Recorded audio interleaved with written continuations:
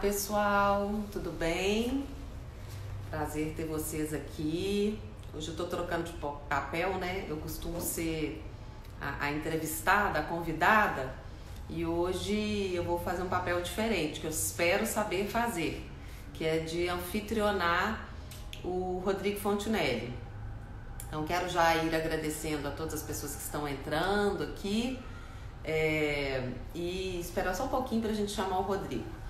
O nosso papo hoje, ele não é um papo voltado especificamente para a questão da pandemia. Claro que a necessidade de controle, a necessidade de fiscalização, ela se acirra em momentos como esse, em especial porque há toda uma maior flexibilização da ordem jurídica para poder municiar o gestor público de instrumentos sem os quais ele dificilmente conseguiria enfrentar isso, mas obviamente que isso torna ainda mais necessário o controle. Então a gente tem a figura do pagamento antecipado, a gente tem dispensa de licitação criada especificamente para isso, e essa é uma das razões a justificar o convite ao Controlador Geral do Estado de Minas Gerais, que é um técnico na área de controle. A gente vai falar um pouquinho sobre o currículo dele e com isso então termos a visão do controle que ultrapassa o momento da pandemia, mas que obviamente se torna importante agora para fins de gestão, de fiscalização da gestão em momento de combate ao Covid. Eu queria falar um pouquinho do currículo do Rodrigo, para que a gente possa então acioná-lo. O Rodrigo é auditor federal de finanças e controle da CGU, como eu disse, ele está a ocupar um cargo que de fato exige legal ou do ponto de vista principiológico um conhecimento técnico arraigado, e o Rodrigo tem. É atualmente o nosso controlador geral, presidente do Conselho Fiscal do BDMG e coordenador executivo da Rede de Controle e Combate à Corrupção do Estado de Minas Gerais. Ele foi chefe da Assessoria Especial de Controle Interno do Ministério do Planejamento entre os anos de 2016 e 2018, responsável então pela implantação do Programa de Integridade e Gestão no Ministério do Planejamento. O Dr. Rodrigo é mestre em contabilidade, pós-graduado em finanças e auditoria financeira. Se formou pela gloriosíssima Universidade Federal de Minas Gerais em Ciências Econômicas. Então, vamos agora chamar o Rodrigo para compor aqui com a gente a live.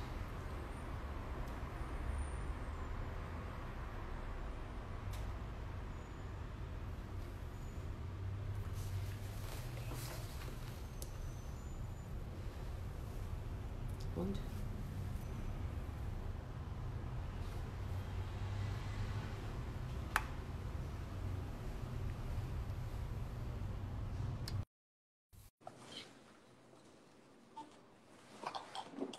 Esperar o Rodrigo conectar.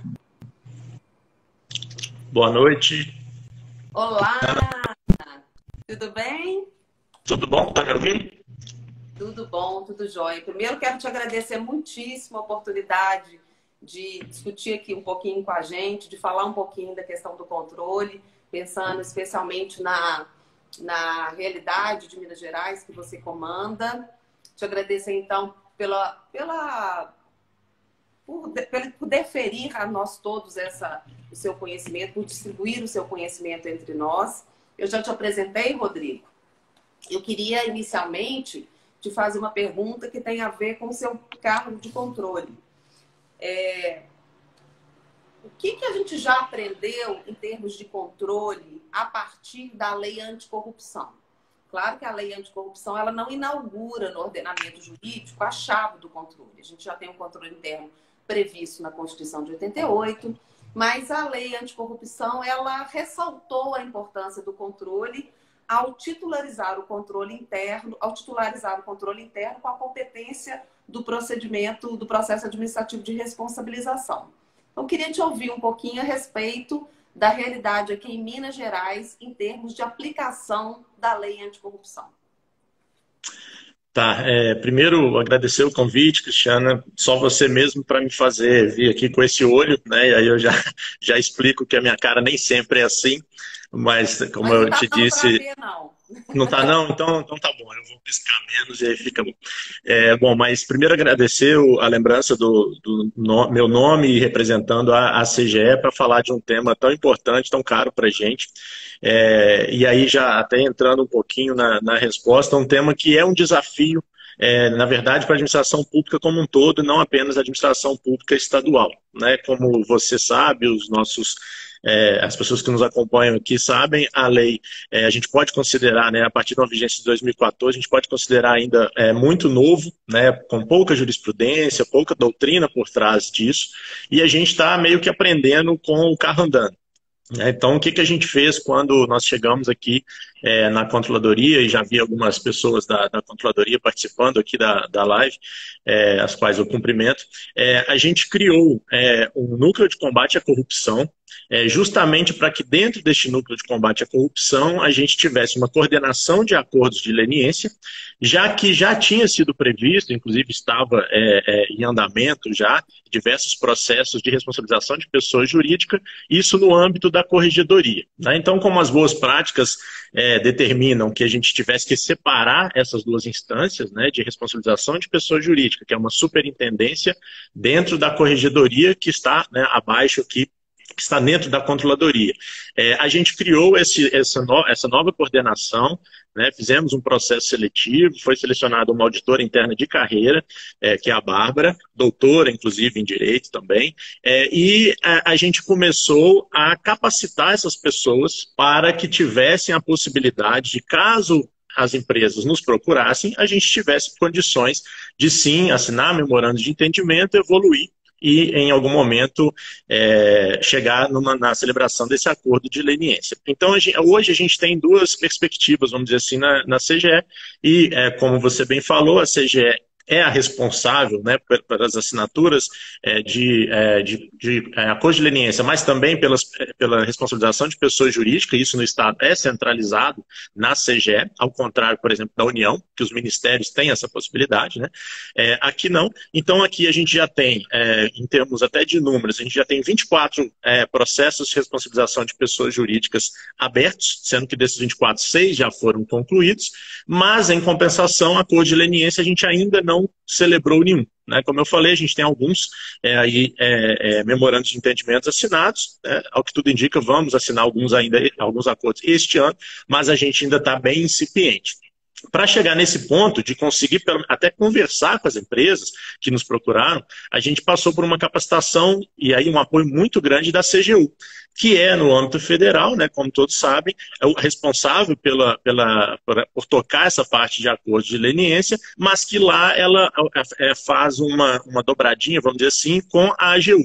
E até isso a gente replicou aqui no Estado. Então, hoje, embora a competência seja da CGE, a gente tem uma resolução conjunta com a própria AGE, e as próprias comissões, elas são comissões mistas, né, com procuradores do Estado e também com auditores internos de carreira, né? Então, o estado da arte hoje, vamos dizer assim, seria esse no Estado. Avançamos com o PAF, embora ainda tenhamos diversos desafios, como a questão do prazo médio, é um grande desafio para a gente, mas isso também não é nada diferente de processo administrativo disciplinar, que nós também temos essa meta de reduzir isso.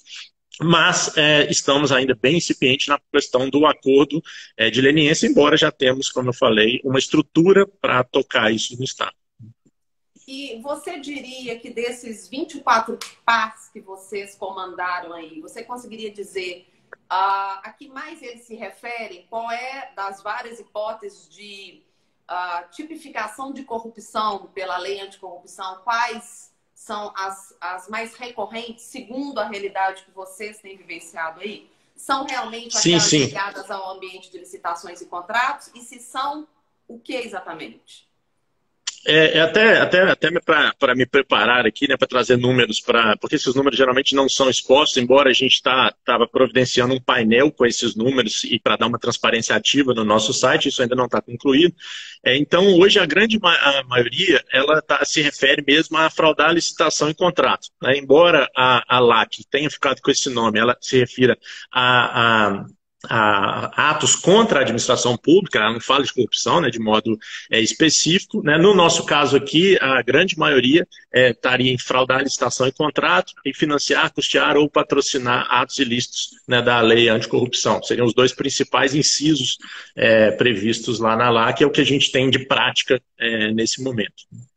Tá. E vocês, quando analisam essa tipificação, que é uma discussão sempre muito recorrente, né? Todo mundo que estuda e aborda a lei anticorrupção vive um certo dilema, ou boa parte das pessoas vive um certo dilema entre a responsabilidade objetiva que a lei anticorrupção estabelece e, ao mesmo tempo, os tipos infracionais que estão ali. Então, por exemplo, quando a gente vê fraudar a licitação, no processo administrativo de responsabilização, Rodrigo, vocês têm feito alguma avaliação um pouco mais subjetiva, tentando encontrar se efetivamente existia o intuito, um caráter volitivo de se fraudar, ou tem feito uma avaliação mais objetiva do verbo fraudar?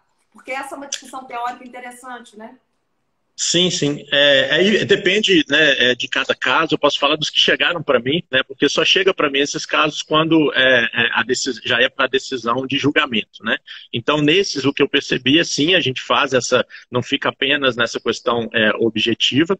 E esse até é um ponto importante de você lembrar, porque esse é um dos pontos que fazem com que o processo ele fique um pouco mais demorado. Né? A gente entrar melhor no ato lesivo, né? No ato contra a administração.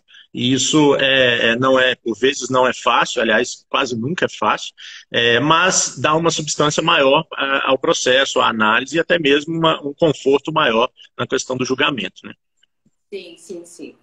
Uma outra coisa que eu queria te perguntar, e aí eu sempre pensando na questão do acordo de leniência como um instrumento de consensualidade, né? A gente sabe que o direito administrativo e os próprios instrumentos de gestão da administração pública caminham sempre nesse sentido de uma acomodação, sempre nesse sentido de uma convergência entre as partes envolvidas. E o acordo de leniência, ele é um instrumento que, num primeiro momento, ele pode, especialmente para quem não tem muita afinidade com a matéria, ser um incômodo na medida em que ele é uma forma de reduzir a reprimenda estatal sobre a pessoa jurídica, e aí daqui a pouco eu quero até falar um pouquinho sobre a pessoa física, mas, ao mesmo tempo, ele tem um proveito público muito importante. É exatamente isso que vai ser julgado,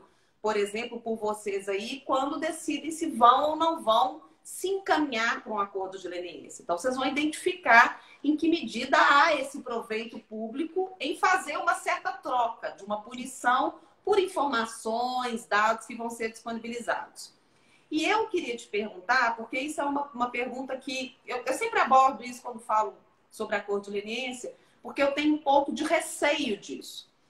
Eu não estou mais na controladoria do município e praticamente não peguei a controladoria do município em termos de lei anticorrupção.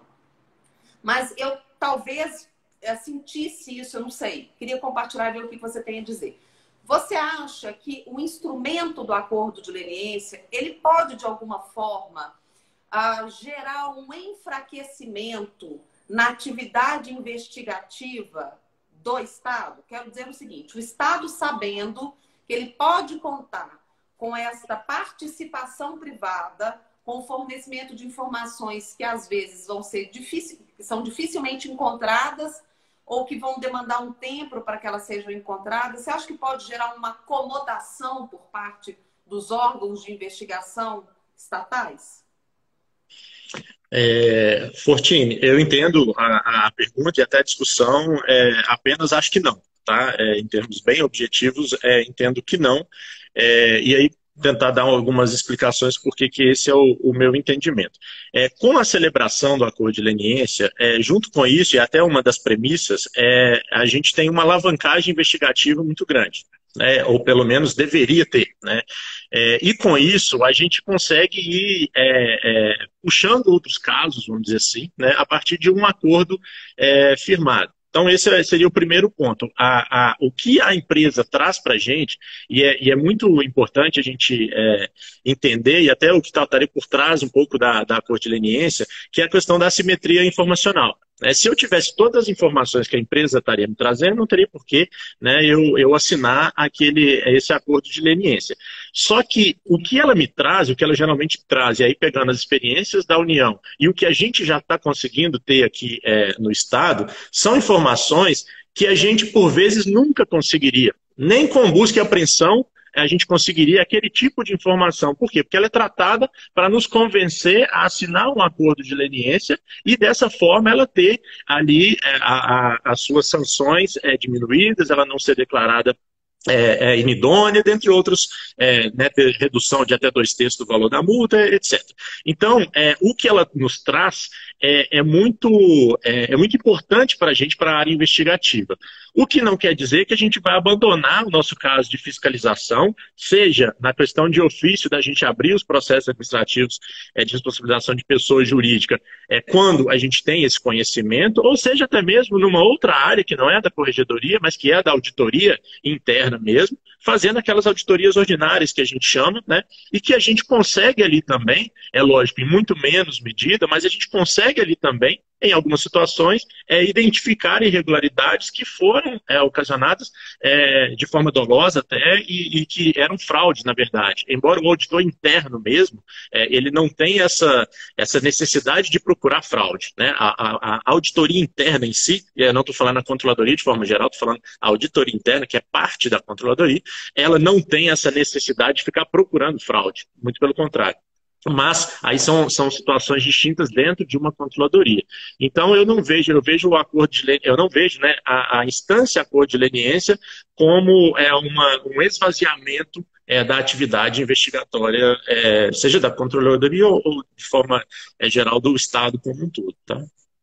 Uma outra coisa que é sempre interessante a gente abordar, até porque quando do advento da lei anticorrupção, ela é datada de 2013, e aí logo em seguida a gente teve a implosão da Lava Jato, com uma preponderância, um protagonismo do Ministério Público muito grande, até porque as informações passaram a ser fornecidas por meio de colaborações premiadas das pessoas físicas, e, de alguma forma, também o MP começou, então, a celebrar acordos de leniência, embora do ponto de vista específico, literal, expresso da lei anticorrupção, isso não seja uma prerrogativa do Ministério Público. É toda uma construção no sentido de fundamentar e justificar, isso acabou sendo cristalizado, mas nós sabemos que não era exatamente o ator a ser enaltecido como um protagonista dos acordos de leniência. E a gente tem visto, então, acordos de leniência que são celebrados na órbita do Ministério Público, acordos de leniência que são celebrados na órbita do controle interno, e nós não temos, do ponto de vista da lei, porque a medida provisória que trataria disso acabou caducando, a necessidade de uma participação desses, seja do Ministério Público e também do Tribunal de Contas, que nem na época da medida provisória teria que ser chamado a compor essa mesa de debate, essa mesa de acordos. Na experiência de Minas, como que se dá essa relação com estes órgãos, o MP e o Tribunal de Contas? Tem algo que você possa agregar, que você possa dizer a respeito disso? Ou é ainda muito incipiente? Não, acho que tem alguns pontos para a gente já abordar, sim, né? Como você bem disse, isso, principalmente no começo, acho que hoje está mais maduro, mas no começo deu um problema muito sério na esfera federal, né? Tanta relação CGU-AGU com o Ministério Público, depois com o Tribunal de Contas, e acho que eles estão, não vou falar que está 100% superado, mas estão caminhando bem melhor do que era. Aqui em Minas, a gente tem tido um apoio muito grande do Ministério Público Estadual. A gente tem feito, não posso te falar se são todos, mas praticamente todos os memorandos de entendimento. A gente tem feito essa cooperação com o Ministério Público e, em contrapartida, a gente tem sido interveniente nos TACs do Ministério Público. Tá? Então a gente entende que isso dá uma segurança jurídica um pouco maior para a empresa, né? A gente estreita a relação nesse sentido. Agora, um ponto que ainda deveria ser aprimorado é justamente a questão da pessoa física, né? Porque, por vezes, seria interessante para a gente ter acesso às provas obtidas numa colaboração premiada, por exemplo, né? E a legislação não deu essa prerrogativa, tem sido feita uma construção para que isso seja possível, né? Mas isso talvez tenha faltado na própria legislação. Ou inserir o Ministério Público já de direito em relação a isso, ou prever essa questão da pessoa física, né, que é prevista no CAD, se não me engano, mas no nosso caso da LAC acabou não sendo previsto. Então, o que eu posso dizer é que tem funcionado bem. A gente tem sido parceiro, eles como intervenientes nos nossos acordos, nos nossos possíveis acordos assinados, e nós como intervenientes nos TACs realizados no Ministério Público, né? No começo do ano, e aí não tem a ver com a codileniência, mas a gente assinou junto com a GE, né, como interveniente, junto com o Ministério Público, naquele caso de Frutal, que eu acho que é um caso bem conhecido aqui em Minas, né, o ressarcimento de 20 milhões para o Estado. Foi a primeira vez que isso foi feito, né? Fruto já de uma colaboração, uma parceria que eu tentei iniciar desde o começo, tentei aprimorar, na verdade, essa intenção já existia, né? Mas a gente tentou aprimorar desde que a gente chegou e até agora temos sido bem sucedidos. Lembrando, uma construção a partir de um ponto de uma lacuna, talvez, na legislação. A legislação, eu não sei se é o fato dela ter sido feita, apesar dela já estar tramitando há um certo tempo, as pressões populares, elas impulsionaram o avançar do processo legislativo. A gente reage muito latinamente às coisas aqui no Brasil, né? E o fato de a gente ter reagido muito emocionalmente talvez tenha deixado alguns defeitos na lei anticorrupção. O Ministério Público Federal tem construído cada vez mais essa ideia de que é preciso que as pessoas físicas também possam aderir aos acordos de leniência, porque as pessoas jurídicas se manifestam através de pessoas físicas. Então, se a pessoa física ela se sente ameaçada, amedrontada e, portanto, pouco incentivada a, em nome da pessoa jurídica, apresentar um pedido para que, enfim, se tramite um acordo de leniência, porque aquilo pode resvalar, pode reverberar para ela então acaba se amedrontando, se recolhendo. Então, há uma coisa interessante, que eu não sei se o nosso pessoal aqui sabe, né? Uma nota técnica do MPF 01 de 2020, da 5ª Câmara de Correção e Revisão, acho que é esse o nome do órgão técnico, muito interessante, que é mais um passo no sentido de deixar solidificada a ideia da adesão das pessoas físicas aos acordos de leniência. Na realidade de Minas, algum desses acordos que vocês estão aí às vistas de concretizar está prevendo essa adesão de pessoas físicas? Olha, Fortini, eu não sei te precisar, mesmo porque aqui a gente fez a partir da resolução que a gente fez conjunta com a AGE, a gente deixou muito para o controlador e o advogado-geral do Estado, praticamente a assinatura do contrato, até mesmo para a gente ter uma independência forte das equipes, né? Então, assim, eu não tenho acesso, claro, se eu quiser ter acesso, eu tenho acesso, mas, assim, eu não fico acompanhando tão de perto nesses detalhes, justamente para depois ter o meu julgamento no caso da assinatura. Mas dentro do que eu sei, aqui a gente ainda não tem a gente não teve essa questão, tá? Novamente, não é 100% de certeza, mas acho que aqui a gente não teve, que é diferente do caso da Odebrecht na União, que aí sim teve, né, essa questão das pessoas físicas inseridas no âmbito lá da CGU, AGU e Ministério Público, né? No nosso caso aqui, que eu saiba, ainda não. E você, na sua avaliação, ainda que seja uma coisa que vocês ainda estão construindo, né, a gente não pode dizer que ninguém está ainda no ápice da realização de acordos de leniência, mesmo o MPF, mesmo a CGU. O processo é um processo de edificação mesmo, de cristalização e de solidificação do instrumento, até porque ele é muito recente, efetivamente. O seu uso, então, é mais recente ainda.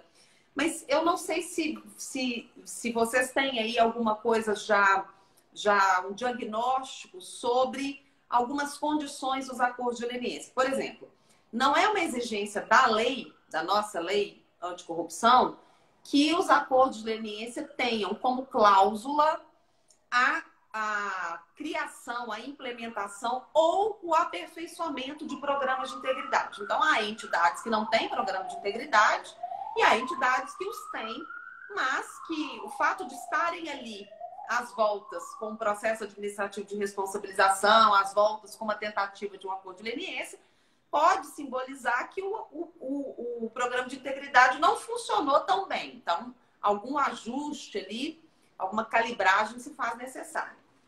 E a minha pergunta é essa.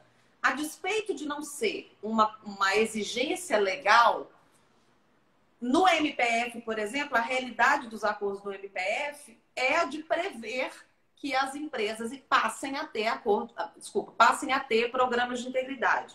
Você já tem isso como um parâmetro? Isso ainda é alguma coisa que vocês estão debatendo? O que você poderia nos dizer a respeito disso?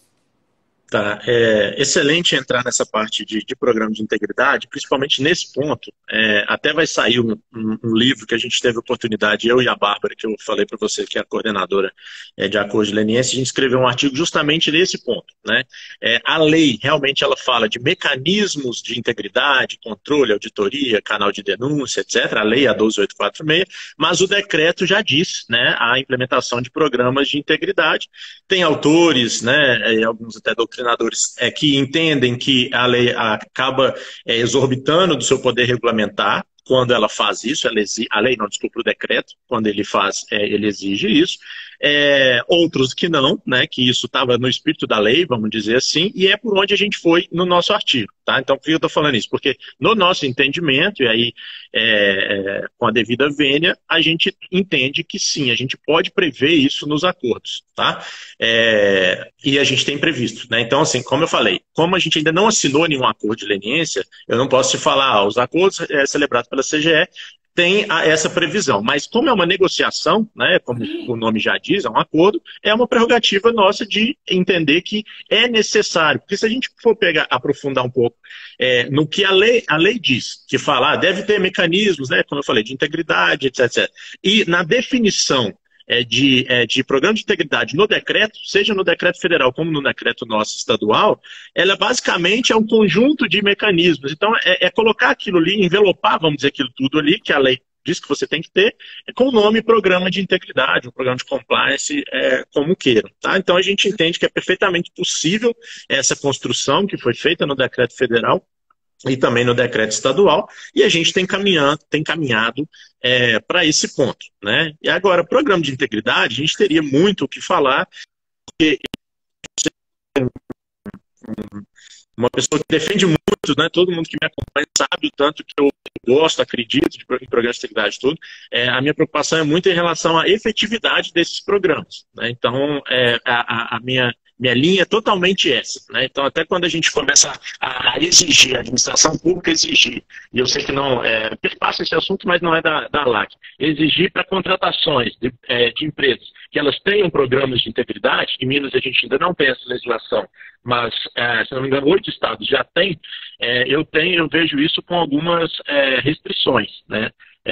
Mas aí já entraria no foco todo de programa de integridade, mas foge um pouco do nosso papo. Tá? Então, respondendo objetivamente, para a CGE, sim.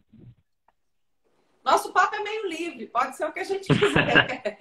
Mas até que porque eu acho que é certíssimo esse entendimento de que se toda a conspiração positiva, digamos assim, da ordem jurídica é no sentido de eliminar impurezas, de você instituir uma cultura que seja uma cultura de probidade, de ética, de integridade, realmente não faz sentido que você não leve a mesa de negociação como uma condição sine qua non, eu estaria fazendo a mesma coisa se estivesse no seu lugar, a questão de ter programas de integridade, porque afinal de contas o que se quer é que aquela pessoa jurídica não repita aquele comportamento. A intenção da lei anticorrupção não é ficar ali à espreita de um desvio comportamental para punir a empresa. A punição, ela aparece na lei como uma forma de desincentivar os comportamentos. Então, a partir do momento que a empresa reconhece os seus... Então, a gente está falando de empresa, embora possam ser outros modelos de pessoas jurídicas, né? Sim. Entidades. A partir do momento que as entidades estejam ali defrontadas com um ato que elas praticaram, que simbolize um desvio comportamental catalogado como corrupção, é no mínimo exigível que elas se revejam seu cotidiano. E aí, o programa de integridade, que você também disse muito bem, não adianta só ser um conjunto de documentos ou de estratégias digitais, mas ele tem que representar uma efetividade, ele tem que realmente significar uma mudança de chave dentro da pessoa jurídica, que isso seja levado como uma das condições para que, enfim, o acordo vingue. Acho que é isso mesmo. E é curioso porque nós já deveríamos ter feito, nós, povo brasileiro, né? Já deveríamos ter feito uma alteração na lei.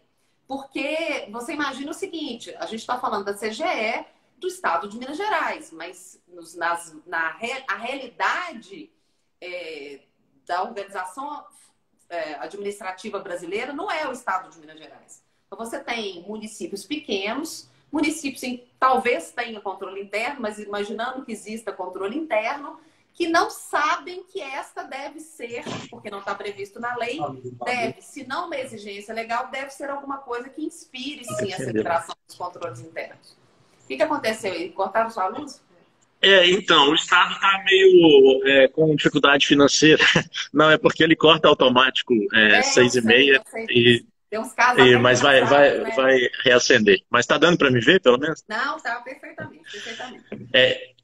Em relação ainda, é só trazer um dado, né, até que corrobora com isso, embora seja, claro, com uma negociação com outro país, mas no próprio acordo fechado entre Odebrecht e o DOJ lá dos Estados Unidos, tem a previsão da melhoria do programa de integridade, inclusive com acompanhamento durante 3 anos. Né? Então, assim, para você ver que a gente não está inventando a roda em relação a prever programas de integridade, muito pelo contrário, né?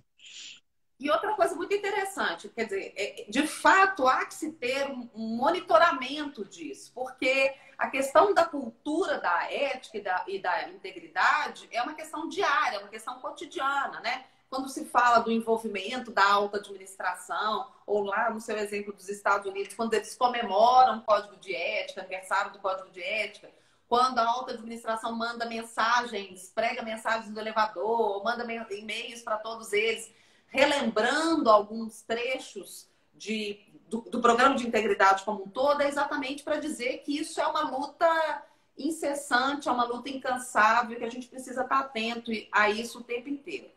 Eu queria te perguntar também, a gente estava falando até a partir dessa questão do programa de integridade não ser uma exigência legal para fins de celebração de acordo de leniência, e na verdade ele não é uma exigência legal nunca, né? Porque também não é uma exigência. Estou pensando na lei anticorrupção. Na lei anticorrupção, ele é um convite, ele é um incentivo. E aí eu queria te perguntar se você acha que a lei incentiva na medida certa os programas de integridade. Deixa eu te explicar o porquê dessa pergunta.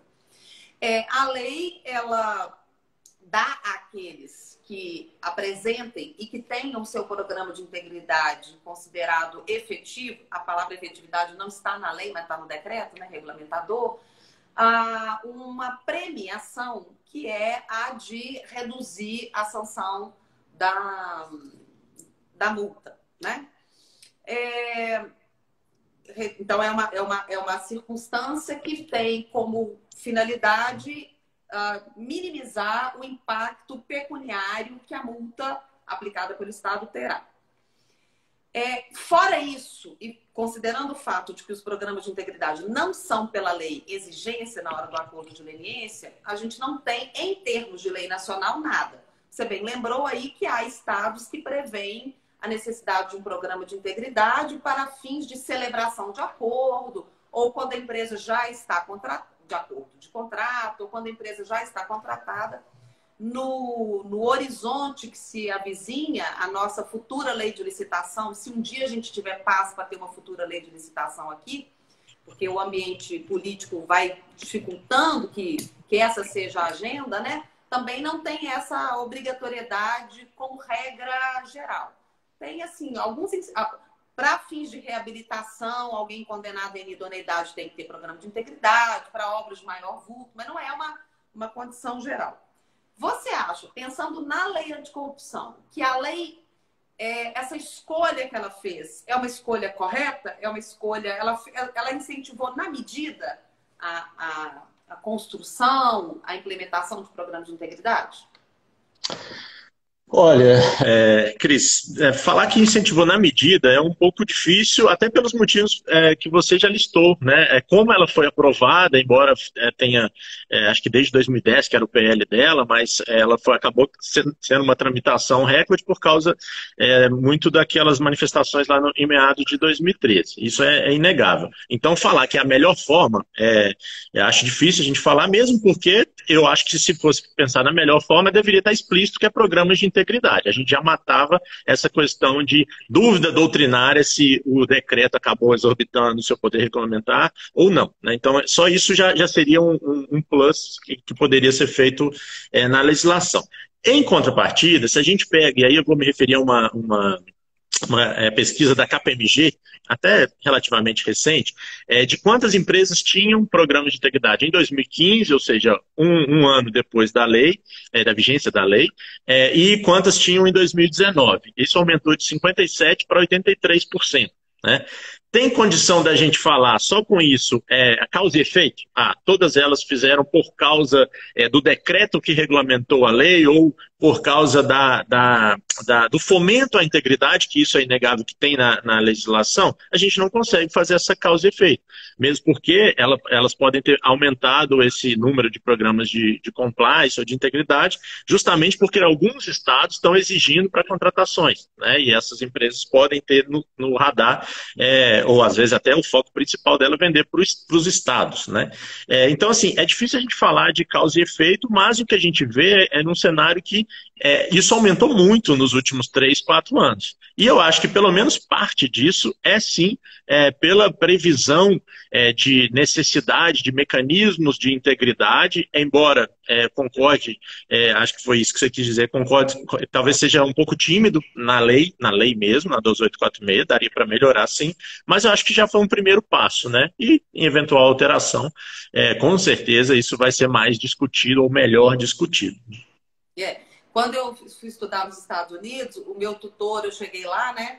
E estava contando para ele como é que era a nossa lei anticorrupção, e disse para ele que para nós aqui, o programa de integridade tinha que ser anterior à descoberta do fato. Quer dizer, se o programa de integridade tivesse sido implementado depois, a empresa poderia não ter a redução do percentual de multa, considerando que a visão era uma visão mais de retrovisor. E aí ele me disse assim, eu nunca mais vou esquecer. Então, vocês não incentivam o programa de integridade, porque o incentivo ao programa de integridade deveria se dar, do ponto de vista legal e normativo, assim. Se a pessoa jurídica já tinha o programa de integridade antes, muito bem, a redução é X. Mas se ela se comprometer a partir de agora a ter ou a aperfeiçoar o que ela tem, ainda que fosse uma premiação, né, ou um reconhecimento disso em menor monta, deveria existir para que as PJs, então, tivessem um incentivo. E por isso que eu estou te dizendo isso. A gente, na verdade, olha para trás e fala, você tem programa de integridade? Ele é efetivo, então agora eu vou te dar um prêmio por isso. Mas se você se compromete a partir daí a ter, a lei não abordou isso, né? Eu acho que eu concordo com você. Seria um outro ponto a melhorar, sim. Né? Claro, graduando de forma distinta, como você mesmo falou. Tem uma pergunta que apareceu aqui, às vezes, quando as perguntas vêm muito rapidamente, eu não consigo ver, mas tem uma pergunta aqui até da Fabiana, perguntando como é que a gente avalia, como é que a CGE avaliaria a efetividade do programa de integridade? Ótima pergunta, a gente desenvolveu uma metodologia, e aí é até interessante porque a gente tem uma preocupação muito grande aqui justamente com a separação, com a independência das áreas, né? Então, essa metodologia ela foi desenvolvida pela minha subcontroladoria de transparência e integridade, e aí eu até vi uma pergunta, também não consigo ver tudo que aparece, mas até vi da própria Piscinin falando, o governo também deveria ter os seus programas de integridade e tudo, depois eu vou até abordar isso, porque é interessante, a gente tem, mas, e aí, quem foi responsável por desenvolver essa metodologia, que embora, claro, bebeu na metodologia da CGU, mas ela não é idêntica, né, a gente entende que algumas peculiaridades tinham que ser trazidas para cá, é justamente uma outra subcontratadoria, né? E aí não é corregedoria, não é núcleo de combate à corrupção, mas é a nossa área de transparência e integridade, né? E é essa metodologia que está sendo agora colocada em prova, vamos dizer assim, nesses primeiros acordos, nesses primeiros memorandos, né, que a gente assinou e em vias de assinar o acordo. E aí, só para comentar isso que teve aqui em tela, essa pergunta, a gente aqui em Minas, a gente tem, possivelmente não é de conhecimento de todos que estão nos escutando, nos assistindo, o Plano Mineiro de Promoção da Integridade, que é um decreto lá de meio de 2017, tá?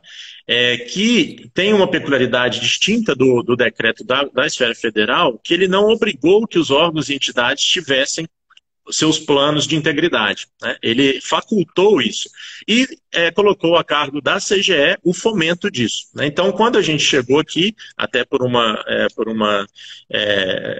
entendimento, né, meu, que isso realmente deveria ser mais fomentado e mais implementado, a gente começou a fomentar isso um pouco mais no Estado, né? Hoje a gente já tem 8 órgãos e entidades com seus planos de integridade, todos eles divulgados em sites, inclusive no nosso hot site que a gente tem do PMPI. A CGE, obviamente, foi a primeira, né? E hoje, no último monitoramento que a gente tem do nosso plano de integridade CGE, a gente já cumpriu 60% das 58 ações que a gente previu lá atrás para concretizar, né? Para ter o seu plano de integridade. Porque eu sempre brinco com o pessoal, elaborar o plano de integridade não é que seja fácil, mas é algo bem factível. Agora, implementar o seu plano de integridade tem todos os seus desafios, né? E demanda muito tempo, demanda recursos, né? Então, esse desafio o Estado de Minas está tendo, né, de implementar. Temos outros 8 que estavam quase em vias de ser assinados, mas com a pandemia, claro, isso acabou sendo um pouco, não descontinuado, mas sendo um pouco retardado, né, nos órgãos que estavam em vias de assinar esses planos de integridade. Mas é uma preocupação, eu concordo, corroboro, né, com a Piscinin nesse sentido de, bom, se eu vou exigir para as empresas, eu deveria também ter. Né? Esse eu acho que é um ponto interessante, que a gente está num caminho legal aí para fomentar isso no Estado. Esses planos de integridade seriam construídos pelos próprios órgãos e passam pela CGE para avalizar, é isso? O que a gente faz? Uma das peculiaridades é que o próprio dono do negócio é que tem que construir o seu plano de integridade. É claro que a gente faz as sensibilizações, a gente fomenta os grupos de trabalho, né? A gente faz as capacitações todas, até as facilitações em alguns casos, mas ele tem que ser construído por um grupo de trabalho do próprio órgão. Tá? Essa é uma particularidade. A gente tem tentado auxiliá-los com ferramentas. Então, a gente já lançou 3 manuais, né, focados em integridade pública. A gente está, diria, 70% de um sistema já desenvolvido internamente com a força de trabalho da própria CGE, um sistema de integridade, né, para facilitar não apenas a elaboração do plano de integridade, o passo a passo, né, que já está detalhado no manual, mas via sistema é muito mais fácil, mas também o acompanhamento e monitoramento. Então, são 4 módulos desse sistema, possivelmente a gente vai conseguir lançar em setembro. Então, a gente fomenta isso, mas os planos de integridade são de responsabilidade de cada órgão. Como aqui em Minas, como eu falei, não é obrigatório, eu confesso que eu fico feliz de 16 órgãos ou entidades, né, porque a gente está falando da administração indireta também, já terem se preocupado com isso, sendo que não é uma obrigação legal, né? Então, eu acho que se, por um lado, acaba andando um pouco mais devagar, se você pega a esfera federal, 80% dos órgãos e entidades têm, mas a efetividade disso talvez seja melhor quando isso não é obrigatório. Mas aí é para a gente analisar depois. Né? E vai caber a CGE fazer um controle da efetividade dos planos dos demais ou é um autocontrole? Não, aí sim já é o que a gente chama de terceira linha de defesa, né? Um papel da CGE de fazer sim essa avaliação da efetividade dos programas, né? Aqui em Minas a gente trabalha de forma descentralizada, né? Nós temos controladores setoriais em todas as secretarias e órgãos autônomos e controladores seccionais nas entidades, né? E empresas públicas e sociedade de economia mista, né? Então a gente tem essa particularidade, né, de conseguir fazer isso via controladores setoriais seccionais. Uhum. E, Rodrigo, o que você acha, assim, qual que é a sua opinião a respeito do impacto da lei anticorrupção? A lei anticorrupção, ela realmente conseguiu desincentivar atos de corrupção?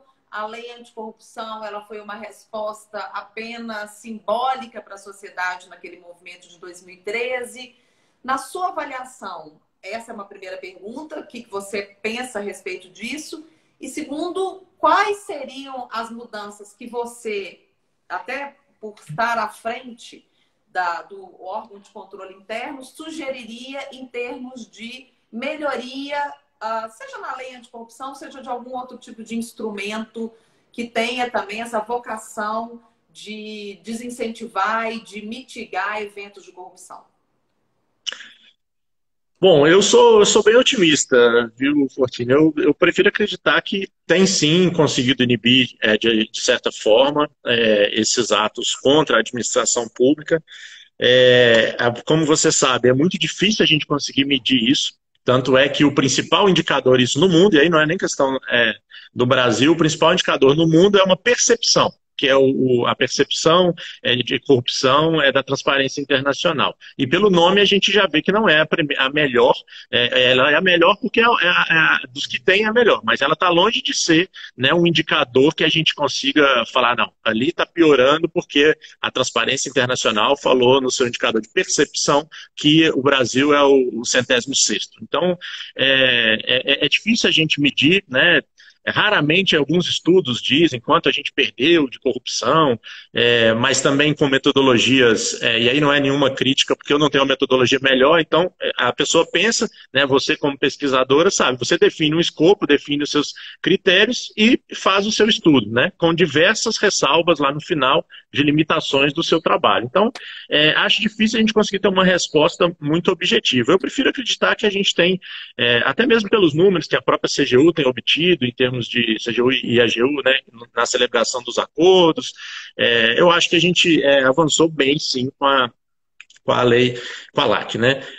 O que a gente poderia melhorar, né, além do que a gente já falou ao longo da nossa conversa, tem uma questão, né, que é a primazia da manifestação da vontade, que é uma premissa nossa aqui, na nossa legislação, que, claro, é inegável que ela está embasada, né, nas questões comportamentais, econômicas, teoria dos jogos, dilema do prisioneiro, essas coisas todas, né, o incentivo para aqueles agentes desconfiarem um do outro e aí o primeiro vir, né, manifestar, ó, eu cometi esse ato contra a administração, mas eu quero ter, né, o benefício de ter sido o primeiro a apontar.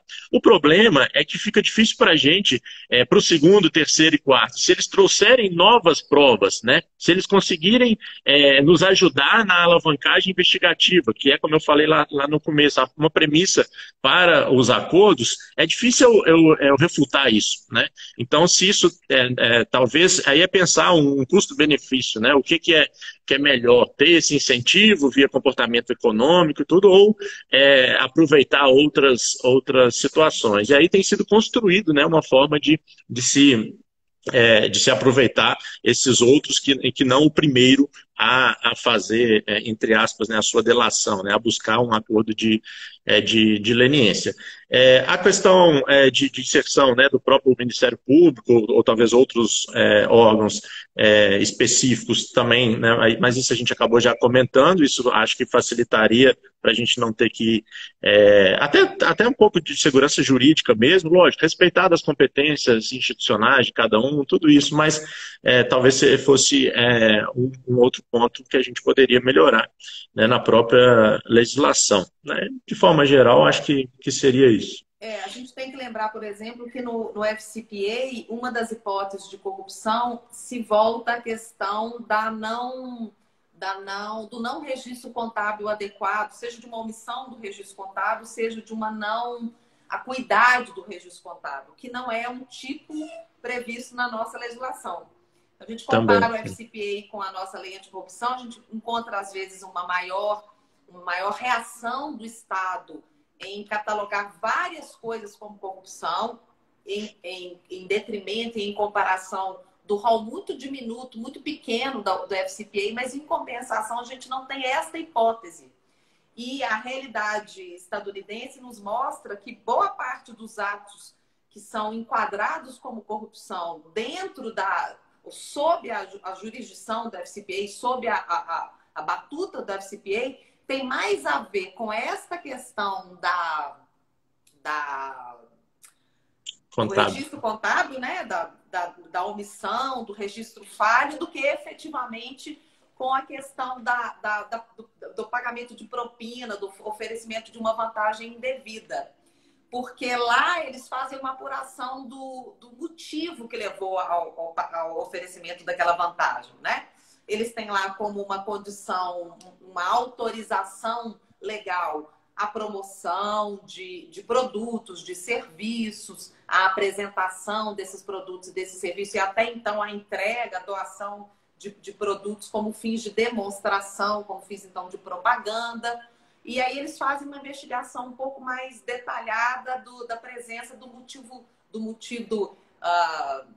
diabólico, como eles dizem lá, para chegar a uma conclusão se aquilo configura ou não corrupção. E do ponto de vista do registro contábil, é meio cara crachá. Tem falha no registro contábil, então há de se supor que essa falha é uma falha que tinha por finalidade realmente mascarar, esconder uma prática que não é uma prática que poderia ser revelada. Então, se eu se eu ofereço alguma coisa a um agente público e aquilo não foi contabilizado, quando eu digo oferecer, claro que não é oferecer propina, mas se eu pago uma viagem para um agente público para fins de que ele venha conhecer a estrutura da empresa e aquilo não foi contabilizado, tinha-se uma intenção de se esconder, aí sim eles acham que puxam esse nó, né? Esse novelo a partir daí, e então enquadram como corrupção. Isso talvez fosse uma coisa interessante da gente avançar na legislação brasileira, que a gente não tem isso aqui. Né? Sim, e aí tem muito a ver também com a questão cultural deles, né? Desde a SOX mesmo, por causa daquelas fraudes contábeis ali, o caso da Enron talvez seja o mais conhecido, eles já têm muito essa preocupação de fraude contábil, né? E aí junta, né, a fome com a vontade de comer, como se diz. Então tem essa questão cultural também, coisa que no meu entendimento a gente ainda tem muito que avançar em termos de registro contábil e até de preocupação contábil aqui no Brasil, né? Uma coisa aí, a última pergunta, e aí eu queria que você depois fechasse a nossa live, fazendo as suas considerações. Sempre há uma preocupação de quem contrata alguém para fazer um programa de integridade sobre como tratar a questão dos brindes, dos almoços, essa coisa toda que tem um traço cultural também. Então, se a gente for olhar, por exemplo, fazer uma comparação também com legislações, dentro da realidade dos Estados Unidos, tem estados em que não é possível que os agentes públicos recebam nem um copo de café, né? Exatamente essa é a expressão. E há estados que estabelecem lá um limiar de presentes que os agentes públicos possam receber, após o que, então, poderia se configurar uma corrupção. E a literatura nos traz muitos exemplos de casos assim, em que o comportamento da empresa foi um comportamento tolerado porque ele estava respaldado numa determinada normativa, e comportamentos que foram considerados avançados negativamente a ponto de configurar uma corrupção. Há alguma coisa que esteja sendo estudada aí aqui, né, no âmbito do Estado de Minas Gerais para tratar disso? A gente tem lá códigos de ética que estabelecem limites também, né? Código de ética do Estado, código de ética dos servidores federais, dos municípios. Mas, geralmente, eles estabelecem um valor. Mas eles não entram um pouco mais na densificação disso. Porque, às vezes, pode ser um valor que está dentro do limite e ainda assim se propina, ou não? Não, sim. Bom, sim em relação à segunda pergunta, não em relação à primeira, né? O que a gente tem aqui é o código de ética mesmo, nosso. Essa regulamentação, aí ela poderia até pelo CET, que é o Conselho de Ética Pública do Estado, que inclusive a gente instalou, vamos dizer assim, né, no meio do ano passado. Ele ficou 4 anos sem conselheiros, hoje ele tem 7 conselheiros.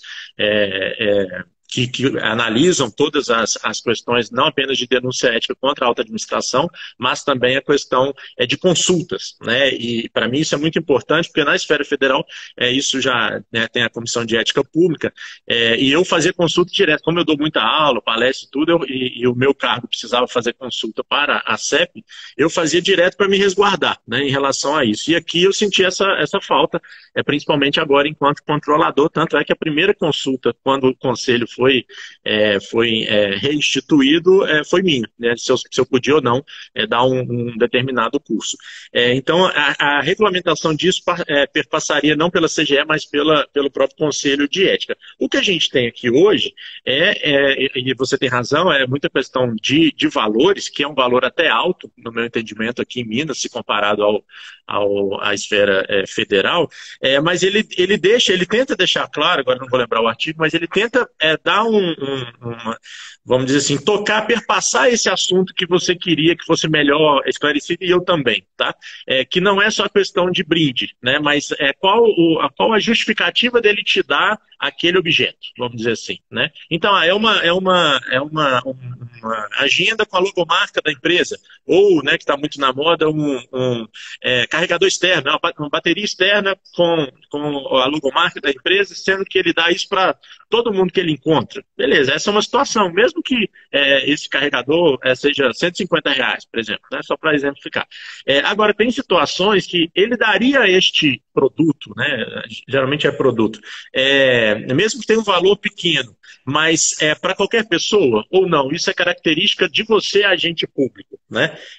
Se é dessa forma, o próprio Código de Ética nosso não autoriza, mesmo abaixo do valor, tá? Porque ele entende que isso é um presente que você não deveria receber, porque você está recebendo justamente pelo seu cargo, né? E não por um outro motivo, né? Então, mas eu concordo, a gente tem muito que avançar nesse ponto, dá para a gente evoluir, mesmo que em conjunto com o próprio CONSET, né? Uhum. Rodrigo, eu queria que você encerrasse, porque a gente está chegando ao nosso final. Eu queria mais uma vez te agradecer pela disponibilidade, especialmente porque você está aí com um probleminha no olho e no escuro, coitadinho, com problema no olho e no escuro. Então, isso não estava previsto, não. Agradece muitíssimo. É sempre muito importante a gente ouvir o controle a respeito disso, porque afinal de contas, vocês são os protagonistas. Não adianta só uma avaliação da academia ou da advocacia sem ouvir o órgão de controle. Então, quero te agradecer muito. Vou deixar com você a última palavra. Antes disso, só quero agradecer a todo mundo que nos acompanhou. Bom, obrigado, né, a todos do escritório, obrigado a você, Fortinho, por ter lembrado, né, do nosso nome aqui na CGE. Quem tem me acompanhado sabe que eu acredito muito nesse tipo de parceria, e aí parceria com todos que querem né, nos ajudar, setor privado, observatório social, controle social, tribunais de contas, qualquer um que queira, né, seguir no mesmo caminho que a gente entende que é o adequado, a gente faz muita questão de ser parceiro, né, e bater papo com vocês sobre esses assuntos né, que a gente gosta bastante, é sempre um prazer, né, obrigado a toda a audiência aí, e nos vemos aí em outra oportunidade. Tomara que a gente se veja fisicamente, né, Rodrigo? Tomara, já tá cansando. Saudade de te ver fisicamente também. Com certeza. Tá bom, pessoal. Vamos nos despedir. Agradeço a todo mundo, dizendo que amanhã a gente vai receber aqui o secretário de Infraestrutura do Estado. Então, teremos mais um personagem importantíssimo do Estado, que é o secretário Marco Aurélio de Barcelos. Quero, então, desejar uma boa noite, pedir para todo mundo, se possível, ficar em casa e, mais uma vez, agradecer a importantíssima e relevantíssima presença do Rodrigo aqui com a gente hoje. Muito obrigado, Rodrigo. Muito obrigada. Obrigadão. Abraço a todos. Boa noite.